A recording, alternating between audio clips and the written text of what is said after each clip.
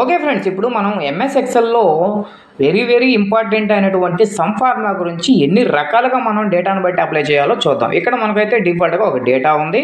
ఆ డేటాని నేను ఇప్పుడు ఫస్ట్ రో ఏదైతే ఉందో దాన్ని సమ్ చేయాలనుకోండి, మొత్తం సెలెక్ట్ చేసి అక్కడ హోమ్ ట్యాబ్‌లో ఉన్నటువంటి సిగ్మా సింబల్ ఉంది కదా, దాన్ని నొక్కితే మనకు సమ్ అనేది వస్తుంది. అది ఎవరైనా చేసేస్తారు, అది సింపులే. అలాగా కాకుండా ఇంకో విధంగా చేయాలంటే మనకి ఇక్కడ దీని సమ్ కావాలి కదా, అప్పుడు Alt is equal to next cell click చేసి ఆల్ట్ ఈజ్ ఈక్వల్ టు ఒకేసారి నొక్కడం వల్ల ఆ ఫార్ములా తీసుకొని ఆ రేంజ్ మొత్తం కూడా సమ్ అయ్యి వస్తుందన్నమాట. మనకు సేమ్ అదే విధంగా కాలంలో కూడా సేమ్ అదే రిపీట్ అవుతుందో చూడండి.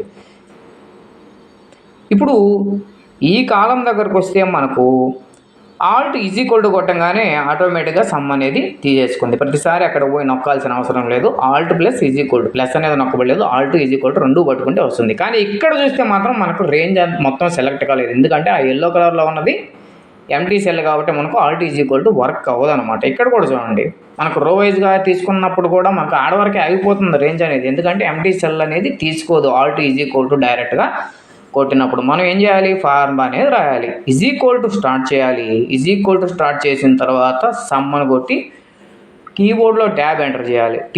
కీబోర్డ్లో ఎప్పుడైతే మనం ట్యాబ్ ఎంటర్ చేస్తామో యాక్టివ్ అయిపోతుంది ఫార్ములా. అప్పుడు మనం మనకు కావాల్సిన రేంజ్ని సెలెక్ట్ చేసుకోవాలి.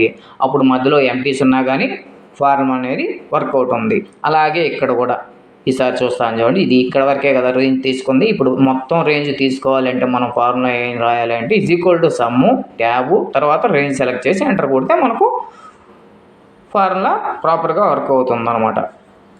అలా కాకుండా ఇప్పుడు నాకు అక్కడక్కడ వాల్యూస్ చేయాలి అంటే ఒక 10 సెల్స్ని నేను అక్కడక్కడ యాడ్ చేయాలంటే ఈ విధంగా చేయాలి. ఇది ఈక్వల్ టు స్టార్ట్ చేయాలి. ఇది ఈక్వల్ టు స్టార్ట్ చేసిన తర్వాత ఎన్ని సెల్స్ కావాలో అన్నీ మనం విడివిడిగా ప్లస్ చేసుకుంటూ వెళ్ళి ఎంటర్ కొడితే మనకు వాల్యూ అనేది వస్తుంది. అలా కాకుండా ఇంకో విధంగా కూడా చూడండి, మనకు ఒక దగ్గర ఒక రేంజ్ ఉంది, వేరే చోట ఒక సెల్ ఉంది అనుకున్నప్పుడు ఫార్ములా ఎలా స్టార్ట్ చేయాలంటే ఈజ్ ఈక్వల్ టు సమ్ము కీబోర్డ్లో ట్యాబ్ నొక్కాలి. ఇప్పుడు ఆ రేంజ్ వరకు నేను సెలెక్ట్ చేసుకున్నాను, తర్వాత కామా ఇచ్చి నాకు వేరే సెల్లో కూడా ఉన్న ఒక వాల్యూని క్లిక్ చేసి ఎంటర్ కొడితే మనకు ఆ వాల్యూ కూడా వచ్చిందనమాట. ఫ్రెండ్స్, ఇన్ని రకాలుగా ఉపయోగించాం కదా ఎంఎస్ ఎక్సెల్లో. అదే గూగుల్ షీట్లో కూడా మనం దీనికి ప్యారలల్గా నేర్చుకుందాం. చిన్న మార్పులు ఉంటాయి కానీ రెండింటి వల్ల ఉపయోగాలు ఉన్నాయి కాబట్టి అది కూడా నేను లింక్ చేస్తాను, చూడండి.